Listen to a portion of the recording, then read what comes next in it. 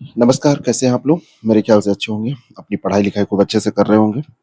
आज की तारीख है 28 सितंबर, आज के करंट अफ़ेयर को हम डिस्कस करने जा रहे हैं। लेकिन आज के करंट अफ़ेयर को डिस्कस करने से पहले हम 27 सितंबर के करंट अफ़ेयर को डिस्कस जो किए थे, उसका रिवीजन कर लेते हैं।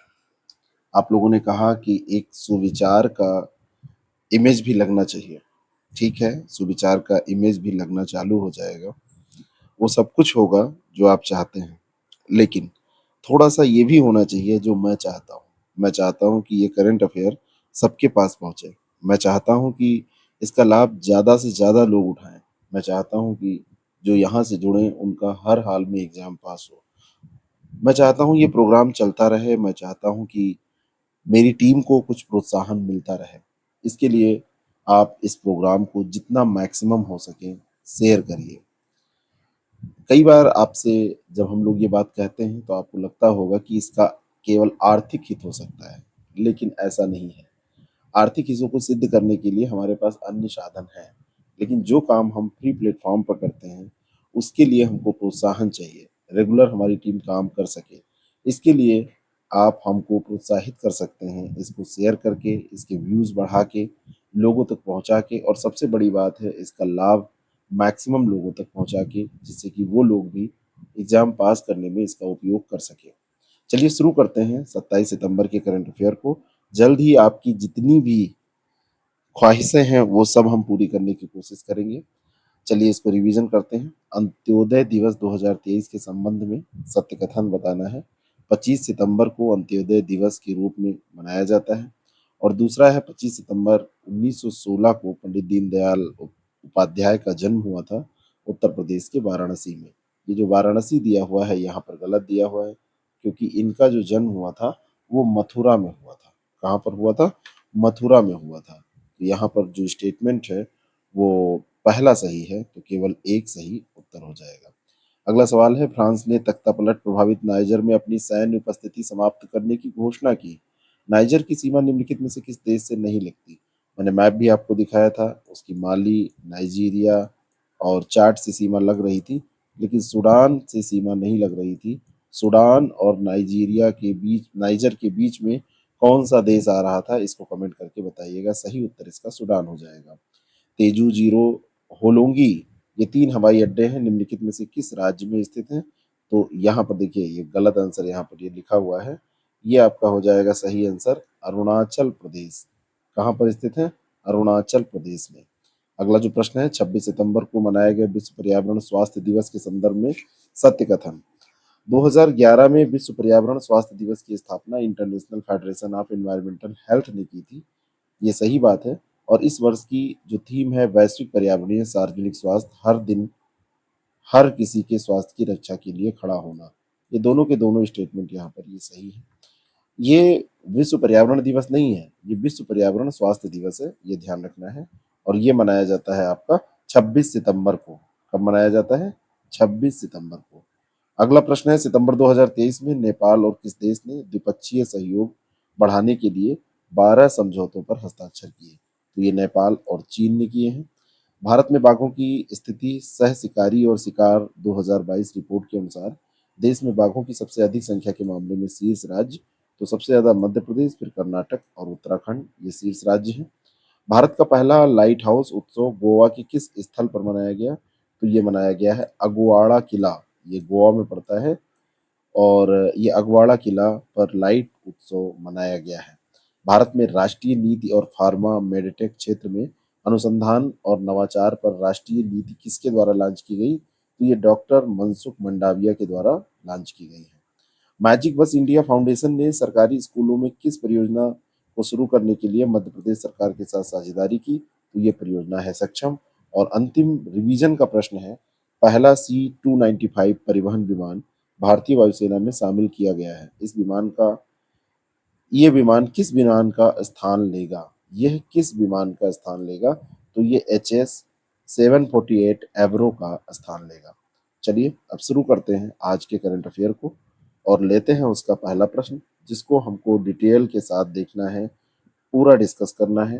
तो आप लोग थोड़ा सा कॉपी पेन लेके अगर नोट करते चलेंगे तो ज़्यादा अच्छा रहेगा। पढ़ाई बिना कॉपी पेन के नहीं करनी चाहिए। पढ़ाई बिना कॉपी पेन के करते हैं तो आधी अधूरी पढ़ाई वो होती है।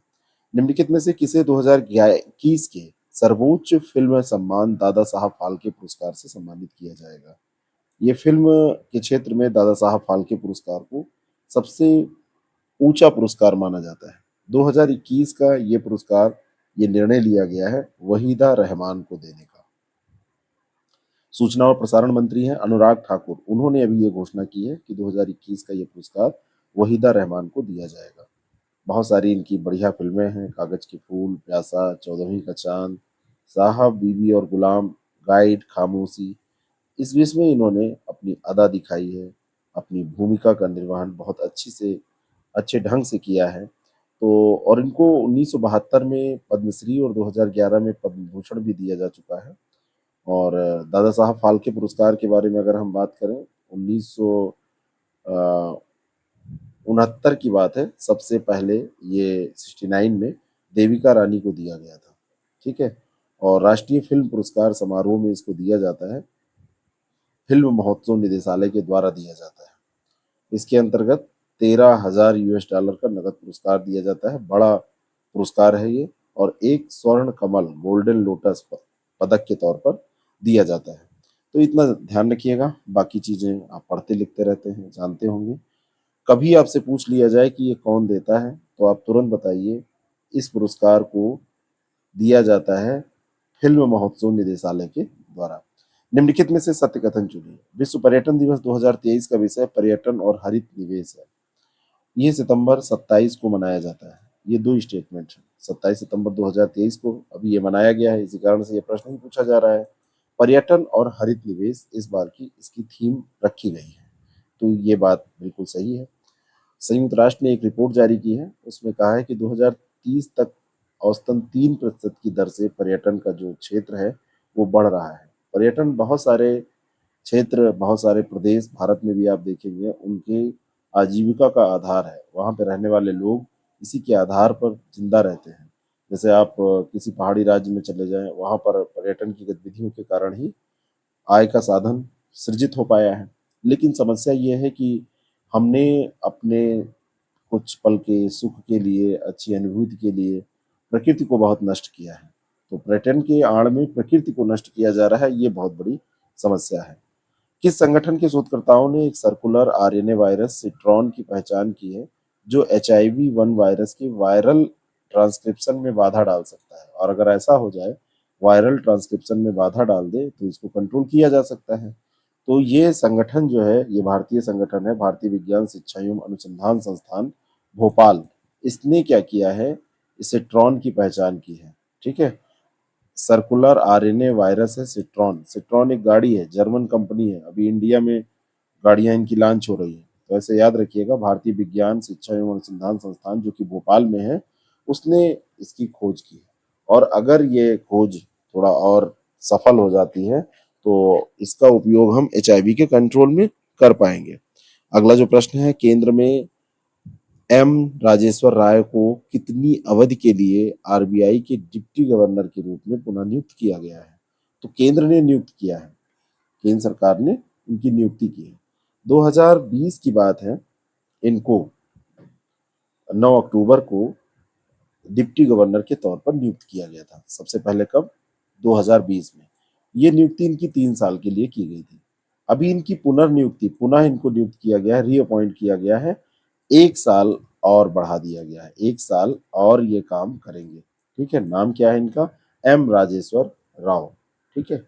1 वर्ष के लिए आरबीआई के डिप्टी गवर्नर के रूप में इनको नियुक्त किया है।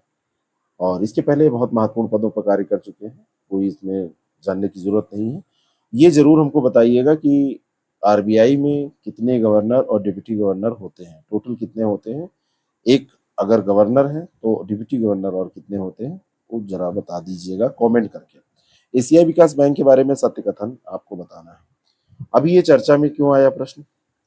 अभी एशियाई विकास बैंक ने भार्गव दास गुप्ता को मार्केट सॉल्यूशंस का उपाध्यक्ष नियुक्त किया है।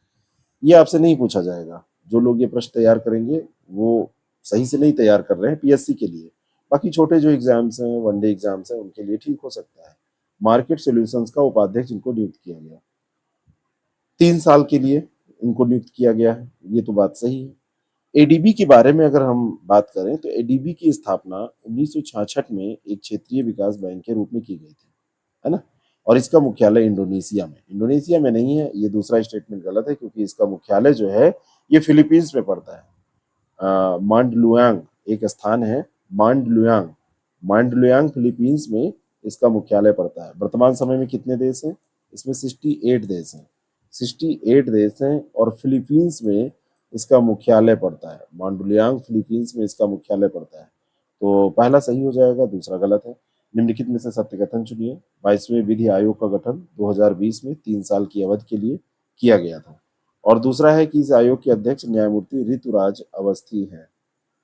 भारत का जो विधि आयोग है वो अभी चर्चा में इसलिए है क्योंकि एक देश एक चुनाव की बात चल रही है और इसके संदर्भ में भारत का विधि आयोग एक रिपोर्ट प्रस्तुत करने वाला है।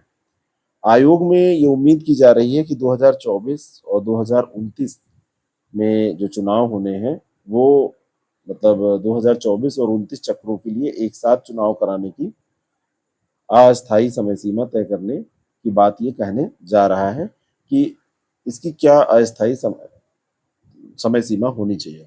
चर्चा में इसलिए है क्योंकि एक देश एक चुनाव की लहर चल रही है, हर तरफ से आपको ये सुनाई दे रहा होगा। 21वें विधि आयोग के अध्यक्ष थे B S Chauhan. B S Chauhan तो बी एस चौहान 21वें विधि आयोग के अध्यक्ष थे। तो उन्होंने कहा था कि बी एस चौहान ने एक राष्ट्र एक चुनाव ये होना चाहिए और इस विचार को उन्होंने सिफारिश के तौर पर रखा था कि ऐसा होना चाहिए। 22वां विधि आयोग 2020 में गठित हुआ, 3 साल की अवधि के लिए हुआ और इसके अध्यक्ष जो हैं न्यायमूर्ति ऋतुराज अवस्थी हैं। तो ये दूसरा स्टेटमेंट यहाँ पर सही हो जाएगा। तो सी ऑप्शन इसका करेक्ट है, 1 और 2 दोनों यहाँ पर सही हो जाएंगे।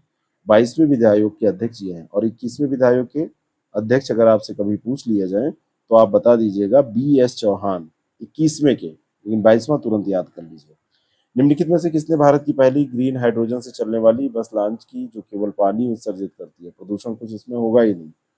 तो अभी ये भारत की पहली ग्रीन हाउस हाइड्रोजन से चलने वाली, ग्रीन हाउस नहीं ग्रीन हाइड्रोजन, भारत की पहली ग्रीन हाइड्रोजन से चलने वाली बस केवल पानी उत्सर्जित करती है। इसको इंडियन ऑयल कारपोरेशन ने लॉन्च किया है।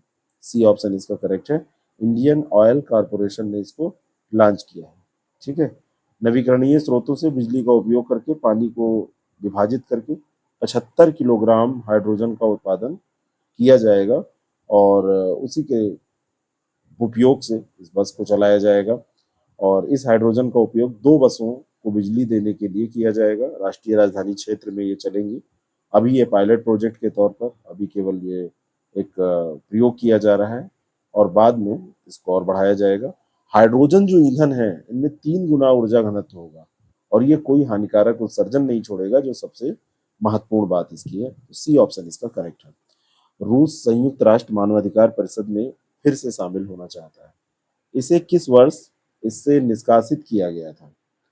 यानी कि यूएनएचआरसी से कब इसको निष्कासित किया गया था? अप्रैल 2022 की बात है। अप्रैल 2022, अप्रैल 2022 में क्या हुआ था, रूस को इससे निष्कासित कर दिया गया था 2022 में।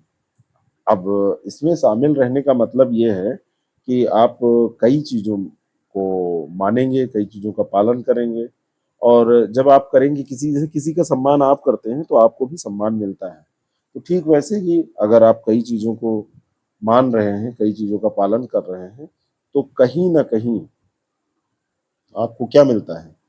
आपको इस फोरम में अगर जगह मिल जाती है, तो एक फिर से शामिल होने पर अंतर्राष्ट्रीय विश्वसनीयता बढ़ जाएगी।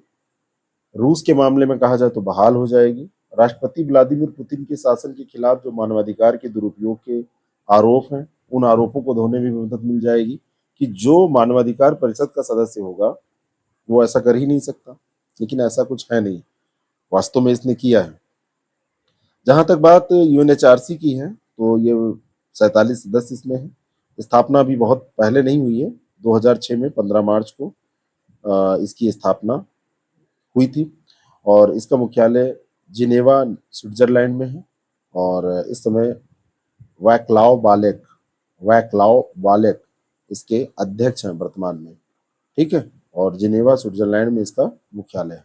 ड्रीम 11, मोबाइल फोन उठाइए तो तुरंत आपको ड्रीम दिखाने के लिए ड्रीम 11 आ जाता है। यह एक भारतीय पंतासी कल्पना के तौर पर खेल मंच है, जहां पर रियल में आप नहीं खेलते हैं, काल्पनिक तौर पर खेलते हैं।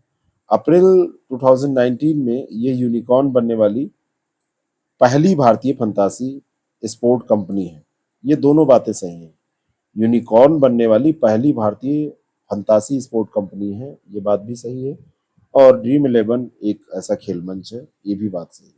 चर्चा में इसलिए आया है, अभी आयकर विभाग ने लगभग 150 मिलियन डॉलर की मांग इनसे की है, और ये मांग इसलिए की जा रही है क्योंकि इन्होंने क्या किया है, इन्होंने भारत के जो आयकर विभाग ने है ड्रीम 11 के लगभग 150 डॉलर की मांग इसलिए की है क्योंकि इन्होंने टैक्स नहीं भरा है ना। और इसमें क्योंकि ये पैसा कमा रहे हैं तो इन्होंने चोरी की, भरा नहीं, तो इसको क्या करना है, इनको जमा करना है। ठीक है, जरा बताइएगा यूनिकॉर्न जो कंपनी होती है वो कैसी कंपनी होती है, किन कंपनियों को यूनिकॉर्न कंपनी कहा जाता है, कुछ लिमिट है, लिमिटेशन इनका है। अगला प्रश्न है, फिश मिंट के संदर्भ में सत्य कथन चुनिए। इस पौधे में मछली जैसी गंध एवं स्वाद आता है, नाम क्या है, फिश मिंट। कोई जरूरी नहीं है कि फिश मिंट नाम है तो असली गंध ऐसे स्वाद आए, लेकिन जरूरी यहाँ पर ठीक है, ये सत्य है। यह अस्थमा रोगियों के लिए लाभदायी है, ये भी बात सही है। इसको आप देखेंगे एक पौधे के तौर पर ये मिलता है और गंध मछली की तरह, स्वाद भी मछली की तरह पाया जाता है। इसको आप गिरगिट का पौधा भी कहते हैं, इसको हाउटुइनिया कार्डेटा भी कहते हैं। सुंदर सफेद फूल और चौड़ी दिल आकार की पत्तियां इसकी होती हैं, जड़ी बूटी के काम ये आता है। और दक्षिण पूर्व एशिया की मूल निवासी मुख्य रूप से ये प्रजाति मानी जाती है, और ये नम मिट्टी में उग जाता है और बाढ़ के प्रति भी ये प्रतिरोधी होता है। ठीक है, भारत में भी इसके अलग अलग कई क्षेत्रों में नाम है, और अस्थमा रोगियों के लिए इसको अच्छा माना जाता है। अस्थमा रोगी इसको अगर सेवन करते हैं इसका तो इससे राहत मिलती है। ठीक है, और इसके पौधे से तेल भी निकाला जाता है, और तेल का उपयोग करने पे अस्थमा के विकास को ये कम करने और वायुमार्ग को संकीर्ण होने से रोकता है। तो ये फिश मिंट के बारे में रहा, हो सकता है कभी आपसे पूछ लिया जाए तो आप जवाब दे देंगे। आप इसको थोड़ा सा प्रमोट करिए, लोगों तक पहुंचाइए। आज हमारी मीटिंग हो रही थी स्टाफ के साथ, तो हमने जब वहां पे बात की, करंट भाई बन गया, तैयार हो गया, क्योंकि क्वेश्चन वो लोग बनाते हैं, तो सब लोग बड़े निराश थे। ऐसा निराश उनका होना ठीक नहीं है, क्योंकि वो लोग मेहनत करते हैं। आप लोग अपनी पढ़ाई का जैसे लगातार रात दिन एक करके शेड्यूल जो लेके चल रहे हैं उसको पूरा करने का प्रयास करते हैं, ऐसे ऑफिस के भी काम होते हैं। तो आप लोगों का सपोर्ट चाहिए, सहयोग चाहिए। दूसरी चीज़ ये है कि अगर आप आरओ का एग्ज़ाम दे रहे हैं तो हमारे पास आरओ एग्ज़ाम के लिए एक बहुत बड़ी खुशखबरी आपके लिए है। और ये खुशखबरी ये है कि अभी हम इसका टेस्ट सीरीज प्लान स्टार्ट करने जा रहे हैं, और टेस्ट सीरीज जो है ये बहुत कम पैसे की हम अभी आपको दे रहे हैं। अभी आप अगर इसका लाभ उठा लेते हैं तो केवल 499 रुपये में, हालांकि इसको जिस शर्त के अंतर्गत हमने रखा था वो शर्त हमारी पूरी हो चुकी है, वो कंडीशन और हो चुकी है, लेकिन बावजूद इसके हमने इसको इतने सस्ते में इसलिए अभी भी रखा है जिससे कि सारे लोग टेस्ट दे लें। ज्वाइन करने के लिए शक्ति आरओ यारो लिख के भेजिए हमारे व्हाट्सएप नंबर पर, 2 स्क्रॉल हो रहे हैं व्हाट्सएप नंबर, इनमें से किसी एक पर आप भेज दीजिए। और कोई कन्फ्यूजन हो तो बात भी कर सकते हैं। और इस प्रोग्राम को ज्वाइन करके बिल्कुल शेड्यूल के अकॉर्डिंग, जैसा ये शेड्यूल दिया है ऐसे टेस्ट देके अपनी तैयारी आप अच्छी कर सकते हैं। चलिए फिर मिलते हैं करेंट अफेयर के सेशन में कल सुबह और बाकी अन्य किसी सेशन में। तब तक के लिए गुड बाय।